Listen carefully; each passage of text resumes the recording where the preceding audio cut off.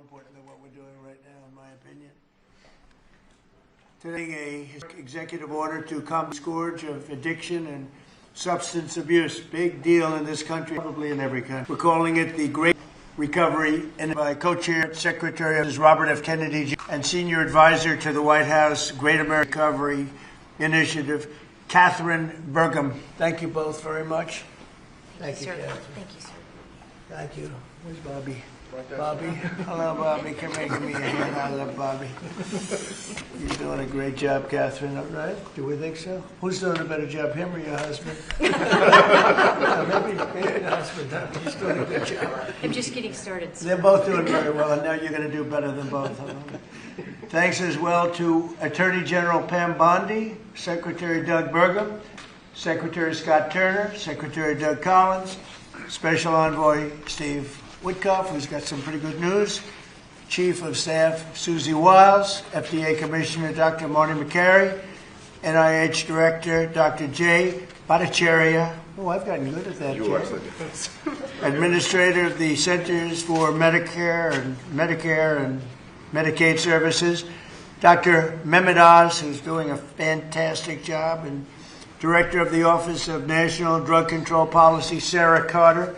I also want to introduce a great friend of mine who happened to be here, and he's very much committed to this. He knows how important it is for our country. He's built a tremendous American company. It's called WeatherTech. I guess you've seen the ads. I've seen the ads. I think they're great ads, but more importantly, it's a great product. David McNeil. David, congratulations on what you've done. It's incredible. Thank you, Mr. President. Thank you. Really great. And the president of WeatherTech, Ryan Granger. Ryan, congratulations. What a great job. They built an American company, and it's a thriving company, too, so and with a great product. It's great to be here in America. You know, when I was in the private sector, I'd always buy the floor mats, but now that I'm president, I no longer have to buy floor mats. But you made a great floor mat, and you still do, and lots of other things. Many of those with me today have personally known the heartache of a loved one taken by drug or alcohol addiction. I do. Just like millions of American families, every year we lose an estimated 300,000 people to drug and alcohol abuse, and the real number is probably much, much higher than that. Thankfully, drug overdose deaths plummeted by 21% in the last year. We're working very hard on it. We've closed the southern border, seized over 47 million fentanyl pills and 10,000 pounds of fentanyl powder. That's a record, and I have formally designated Dr. And I'll tell you what, we have a group of doctors, some of them behind me, who have just been incredible, and they've really wanted this, designated the drug cartels as foreign terrorist organizations. And for some reason, they didn't want to do that until we came along, but they are indeed foreign terrorist organizations. With our action in the Gulf of America, that sounds so nice when I hear the Gulf of America. Drugs entering our country by sea are down 97%. So when you see the boats being hit, those boats kill on average 25,000 people a boat. So that's 25,000, I would assume mostly American lives, but lives are being saved. Now we're taking a bold action to help Americans struggling with all forms of addiction so they can get the help and the support that they need to free themselves from the horrible burden of dependency. The Great American Recovery Initiative will bring together federal, state, local, and private sector resources to support addiction, recovery, treatment, and prevention. And it will help mobilize the full resources and authority of the federal government to help stop this tremendous plague. And I'd now like to invite Secretary Kennedy to start, and then Katherine Bergam, and then I'll sign the order, which I've just signed, and wanted to make sure the signature was good. Took my time, and we get. Let me just see. Pretty good. Pretty good. Let's give it a 10, okay, Katherine, for Katherine. But I'd like Bobby to say a few words, and Katherine. Thank you very much, everybody. Please. Mr. President, thank you for your leadership, for signing an executive order that tells the truth about one of the greatest challenges that our country faces. Addiction is not a moral failure. It is a disease. It's chronic. It's treatable. And for too long, our nation has responded with fragmentation, with stigmatization, and silence instead of science, compassion, and coordination. Today, President Trump changes that. With the Great American Recovery Initiative, we finally bring the full strength of the federal government together across healthcare, law enforcement, housing, labor, faith communities, and the private sector to save lives, restore families, and rebuild communities that addiction has hollowed out. Nearly 50 million Americans suffer from substance use disorder. Many never receive treatment. Even more don't believe that help is possible. That is not because recovery doesn't work. It's because our systems have failed to reach the people where they are early enough, long enough, and with dignity. This initiative fixes that. We will align federal programs instead of letting them operate in silos. We will set clear, measurable goals and report honestly to the American people. We will use evidence-based care, modern science, and continuous support, just as we do for heart disease, diabetes, and other chronic illnesses. We will focus on prevention before addiction takes hold. We will intervene early. We will expand access to treatment that leads to real long-term recovery. And we will support re-entry because recovery does not end when treatment ends. It succeeds when people return to their families, their jobs, and their communities with purpose and with hope. As co-chair of this initiative alongside of Katherine Bergam, whose leadership and commitment strengthens this work, I pledge urgency, accountability, and honesty. Katherine and I share the experience of having been addicted and long-term recovery. But almost everybody in this room and almost everybody in our country has been touched by addiction. Steve Witkoff, who's here, had an extraordinary son, Andrew, who was a superstar boy, a straight A student, an athlete, and a wonderful leader, and lost that son to addiction. President Trump has talked about his own families who had a struggle with addiction. All of us are touched. If it touches these people, it can hurt every American. And President Trump has often talked about, with compassion, about the families who lose children to this disease. 100,000 children a year until recently. Now it's about 76,000. Those families are devastated forever. And the cost on it to our country, not only in dollars, but in just the malaise and the despair that it imposes, is incalculable. We are going to listen to states, localities, frontline providers, and tribal nations.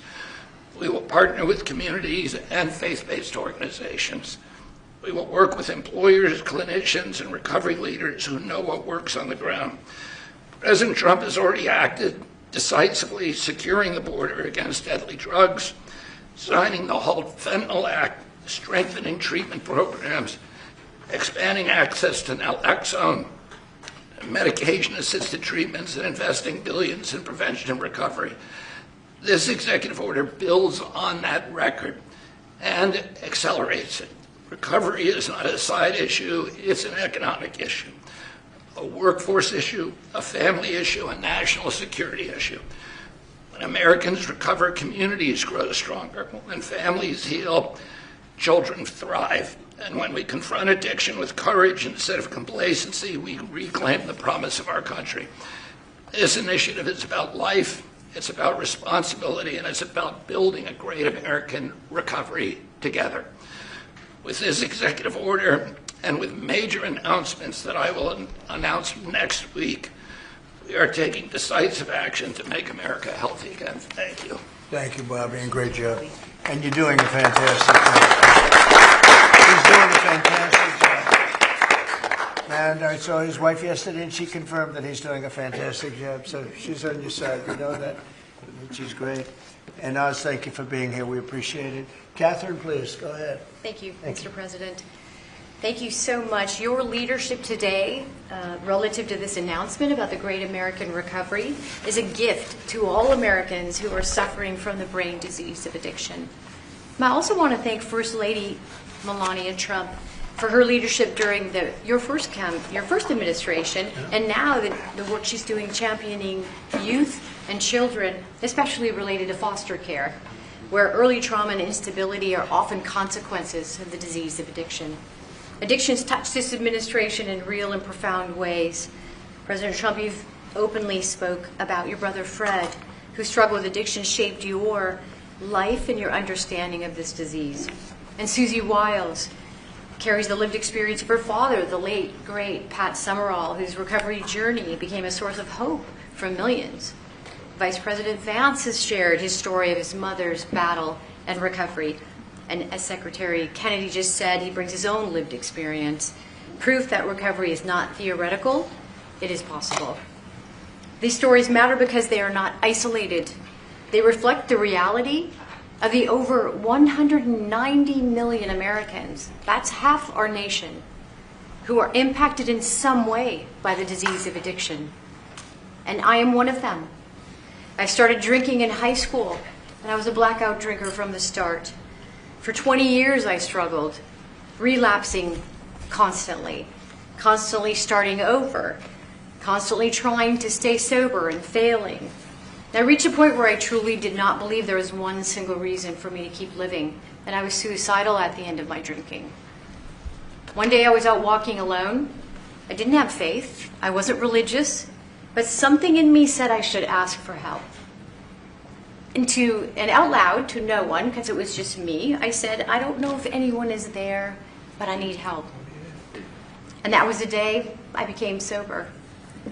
15 years later, I found myself somehow standing in front of people as First Lady of North Dakota, thanks to him. But I was asking people to share their stories openly about addiction so we could eliminate the shame and stigma, so more people would reach out for help and more lives could be saved. And today I'm standing here in this incredibly beautiful Oval Office. And if not for the grace of God, I would not be alive today with over 23 years in recovery.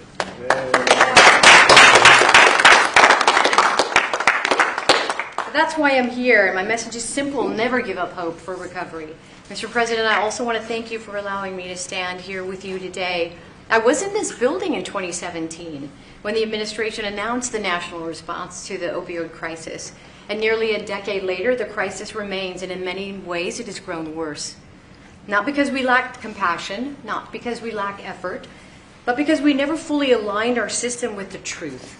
Addiction is not a moral failure. It is not a character flaw, and it's not simply a behavioral issue.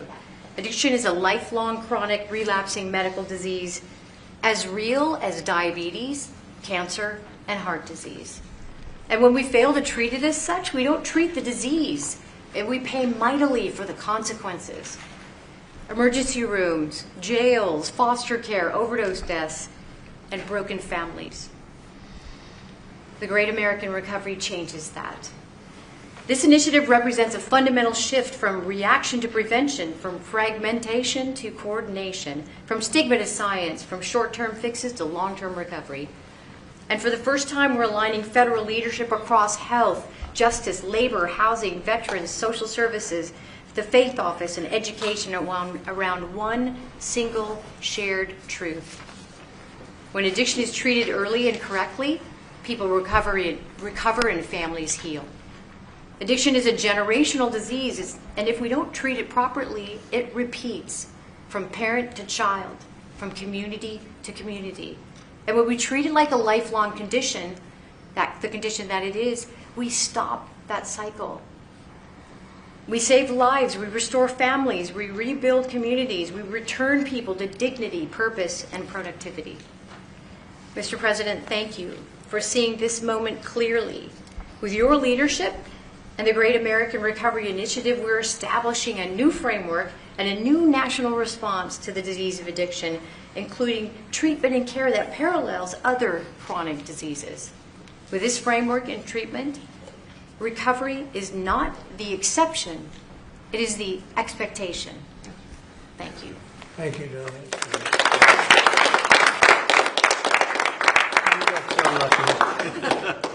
You know, I saw them riding horses in a video, and they said, "Who is that?" I was talking about her, not him.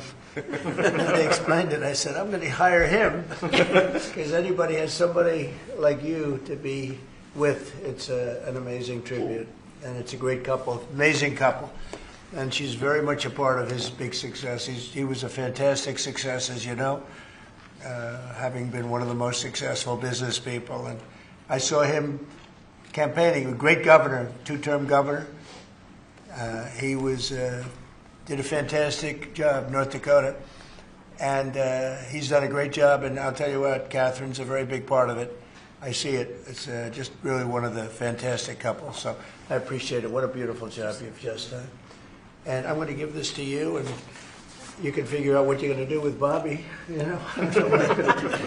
But let's have a good picture of the two of them and everyone else. And I'd like to ask Steve Whitcuff also to say a couple of words when we're finished, because he's a very special person who I knew very well, an incredible person.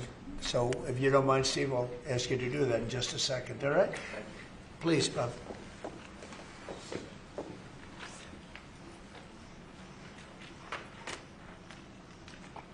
Okay. Thank you very much, Katherine. Thank you very much. Thank you. Great job. Thank you so much. Steve, please. The president is doing the same thing to me now that he did to me in 2017. Do you remember, Katherine? Yeah, we were sitting next to each other. Yeah. Yes. So I want to tell the story about this.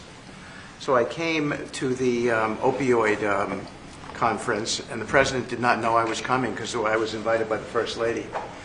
And he leaned over, saw me in the aisle, and he looked at me and he said, "Steve," and then he realized why I was there, because I had lost my son Andrew, and the president was an incredible friend when I lost him. I lived in his building at 502 Park Avenue, and I remember when him and the First Lady came, and I talked about this all the time. And so he took my hand, and he said to me, "Come on up to the stage and tell the world about your boy Andrew." And of course, that was, something that was really meaningful to me, but, and I got through it. And I talk about it all the time. I talked about it on the campaign trail and so forth. He is a very special man. And he's begun and led the fight against opioid addiction and alcoholism. And Katherine, I feel like we sort of bonded from that day. And it's just my blessing to work for you, sir. He's a special guy.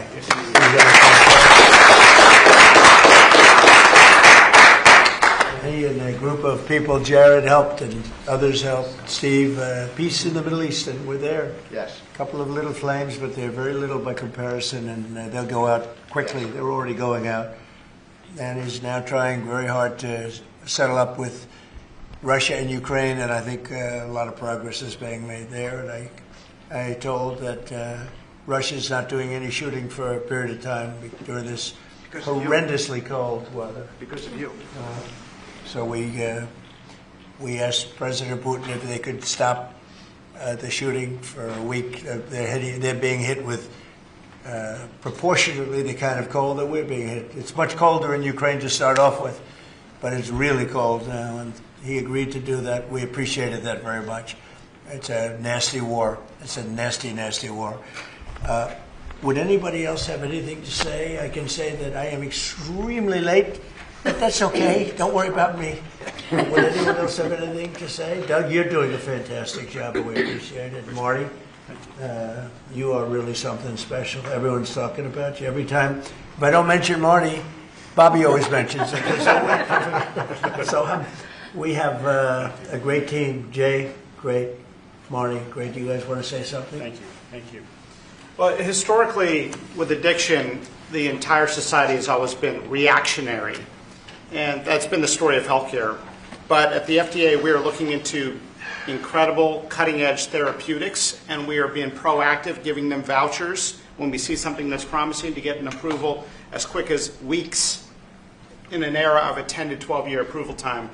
And the ultimate therapeutic is community, houses of worship, addressing loneliness. And so that's part of the MAHA agenda, thanks to Bobby's. Thank you, Mr. President. Thank you very much. Great job. Thank you. Jay? Mr. President, in 2018, you launched the HEAL initiative, helping to end addiction long-term at the NIH.